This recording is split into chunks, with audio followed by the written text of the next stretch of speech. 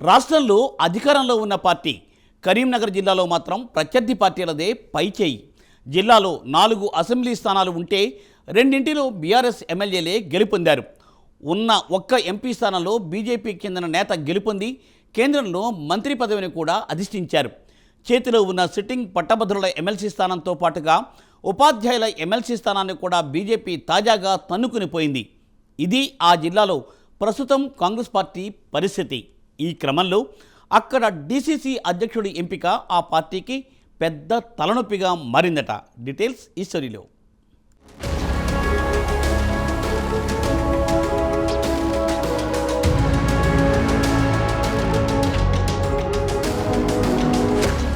తెలంగాణ రాష్ట్ర కాంగ్రెస్ వ్యవహారాలను చక్కదిద్దే బాధ్యతలను కాంగ్రెస్ హైకమాండ్ మీనాక్షి నటరాజన్కు బాధ్యతలు అప్పగించింది.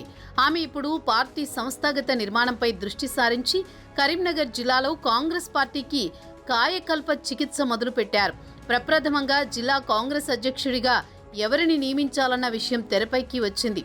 ఈ పదవి కోసం ప్రస్తుతం శాతవాహన అర్బన్ డెవలప్మెంట్ అథారిటీ చైర్మన్గా ఉన్న కోమటిరెడ్డి నరేందర్ రెడ్డి, పార్టీ జిల్లా వర్కింగ్ ప్రెసిడెంట్గా ఉన్న కోమటిరెడ్డి పద్మాకర్ రెడ్డి, పార్లమెంటు నియోజకవర్గ ఇన్ఛార్జి వెలిచాల రాజేందర్ రావు, అసెంబ్లీ నియోజకవర్గ ఇన్ఛార్జి పురుమల్ల శ్రీనివాస్, టీపీసీసీ కార్యదర్శి వైద్యుల అంజన్ కుమార్, కిసాన్ సెల్ అధ్యక్షుడు పత్తి కృష్ణారెడ్డి పేర్లు తెరపైకి వస్తున్నాయి.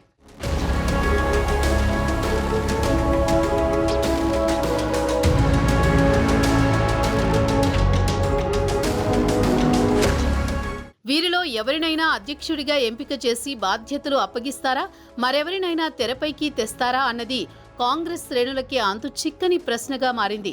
ప్రస్తుతం డీసీసీ అధ్యక్షుడిగా ఉన్న డాక్టర్ కవ్వంపల్లి సత్యనారాయణ మానకొండూరు ఎమ్మెల్యేగా గెలుపొందడంతో పూర్తి కాలం పనిచేసే కొత్త అధ్యక్షుడిని నియమించాలని అధిష్టాన వర్గం భావిస్తోంది.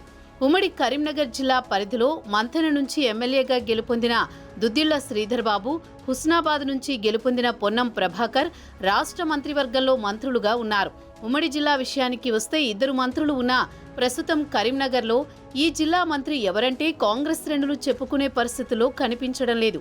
మంత్రులు 2 కరీంనగర్ రాజకీయాలను ప్రత్యక్షంగా పరోక్షంగా ప్రభావితం చేస్తూ వస్తుండటంతో వారిద్దరి మధ్య ఆధిపత్య పోరు మొదలైంది.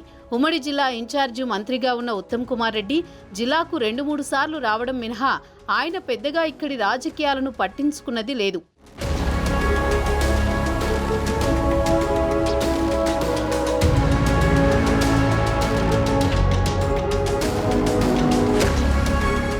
మంత్రులు శ్రీధర్ బాబు, పొన్నం ప్రభాకర్ ఒకరి జోక్యాన్ని ఒకరు ఒప్పుకోకపోవడంతో ఇద్దరి మధ్య పచ్చగడ్డి వేస్తే భగ్గుమనే పరిస్థితి ఉంది. వేదికలపై గాంధీ భవన్ సమావేశాల్లో ఐక్యతారాగాలను వినిపించిన ఇద్దరి వ్యవహార శైలి కడుపులో కత్తులు దాచుకుని కౌగులించుకున్న మాదిరిగా పార్టీ ద్వితీయ శ్రేణి నేతలు శ్రేణులు బాహాటంగానే చెప్పుకుంటున్నారు. శ్రీధర్ బాబు సుడా చైర్మన్గా నరేందర్ రెడ్డిని రికమెండ్ చేసి నియమింపజేశారు. అది నచ్చని పొన్నం ప్రభాకర్ కొద్ది నెలల పాటు నరేందర్ రెడ్డిని కలవడానికి కూడా అంగీకరించలేదు. మంత్రి పొన్నం ప్రభాకర్ పాల్గొనే సమావేశాలకు నరేందర్ రెడ్డికి ఆహ్వానాలు ఉండడం లేదని పార్టీ నేతలే బాహాటంగా చర్చించుకుంటున్నారు. అసెంబ్లీ, పార్లమెంటు నియోజకవర్గ ఇన్ఛార్జీలు పురుమల్ల శ్రీనివాస్, వెలిచాల రాజేందర్ రావు మొదట్లో పొన్నం ప్రభాకర్తో సన్నిహితంగానే ఉండేవారు. ఆయన అనుచరులుగానే కొనసాగుతూ వచ్చినా ఇటీవలి కాలంలో ఆ పరిస్థితుల్లో కొంత మార్పు వచ్చింది. వెలిచాల రాజేందర్ రావు ఈ రాజకీయాలకు దూరంగా పట్టించుకోనట్టు ఉంటూ వస్తూ ఉండగా పురుమల్ల శ్రీనివాస్ తిరుగుబాటు ప్రకటించారు. మంత్రి పొన్నం ప్రభాకర్ వ్యవహార శైలిని తప్పుబట్టి నియోజకవర్గ ఇన్ఛార్జి ఇండిపెండెంట్గా వ్యవహరిస్తున్నారు.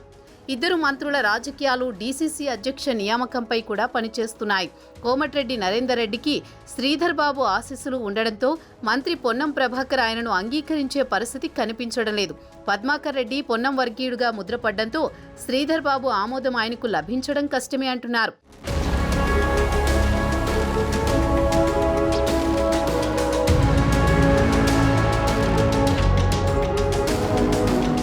పురుమల్ల శ్రీనివాస్ను కూడా పొన్నం ప్రభాకర్ అంగీకరించే అవకాశం లేదు.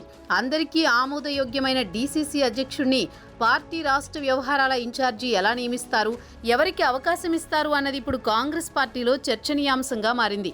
అధ్యక్షుడి నియామకం కంటే ముందు జిల్లాలో పార్టీ పరిస్థితి చక్కదిద్దడంపై అధిష్టానం దృష్టి సారించినట్లు తెలుస్తోంది. మంత్రులిద్దరి వ్యవహారం చక్కదిద్దే అవకాశం లేకపోలేదని కూడా అనుకుంటున్నారు. ఇటీవల పట్టభద్రుల నియోజకవర్గ ఎమ్మెల్సీ ఎన్నికల్లో పరాజయం పాలైన తర్వాత పార్టీ అభ్యర్థి వి నరేందర్ రెడ్డి అధిష్టాన వర్గానికి ఎన్నికల్లో తాను ఎదుర్కొన్న పరిస్థితులపై నివేదిక పంపించారు.